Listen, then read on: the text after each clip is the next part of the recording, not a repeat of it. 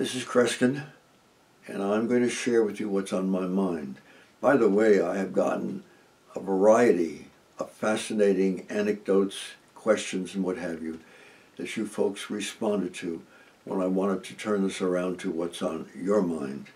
And I have a letter here for a B. Thompson, going back to his high school or grade school days, and he wondered how I might have reacted to something like this, because it became known to the general public.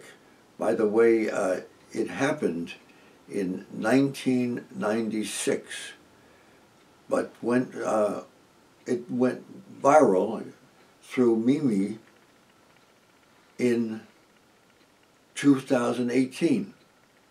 Now that's some years later, but listen to the story that unfolded, that became known to hundreds, possibly even thousands of people who argued it almost 2 decades later.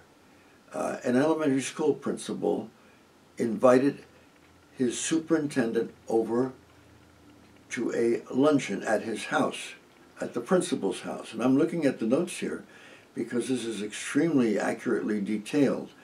The principal, it turned out, overcooked his roast, and the roast was ruined. The principal snuck out of his house and purchased fast food and disguised it as his own cooking for the superintendent. After the luncheon was over and the superintendent left the house itself, are you ready? Caught on fire from the roast left in the oven. And the principal's mother was still in the house. Thank God she was not hurt or harmed. But nobody, it turns out, was hurt, thank goodness.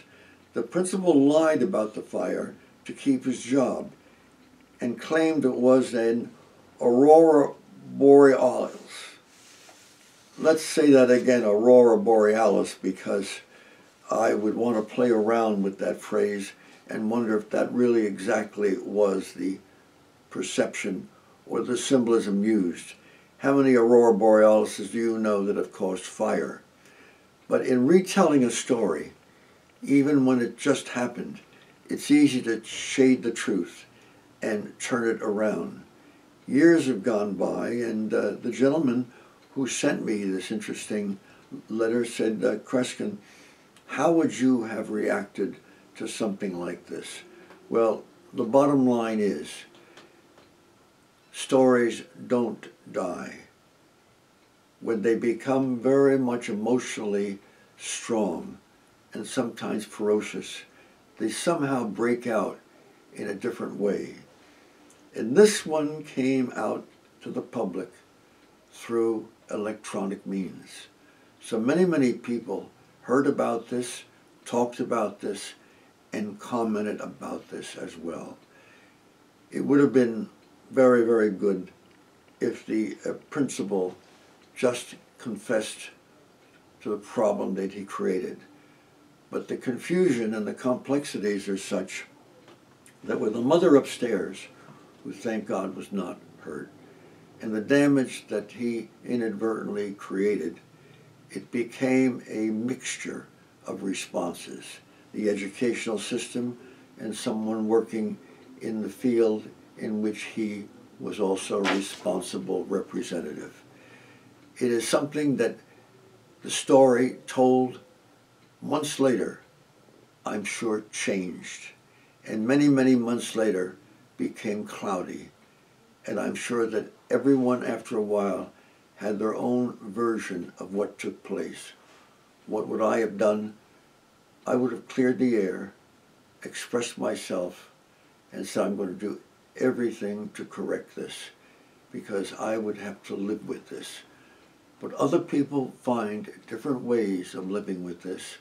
And one of the keys, and hear what I'm saying, is they distort their recall and their memory changes.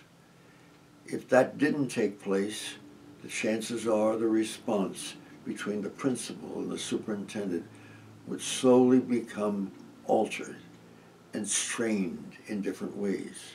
For all we know, there were situations in the years to come where there were differences that no one even associated with the fire.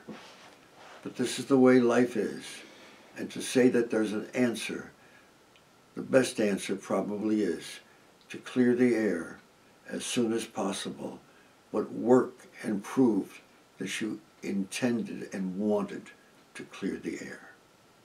Interesting anecdote, and I appreciate the message.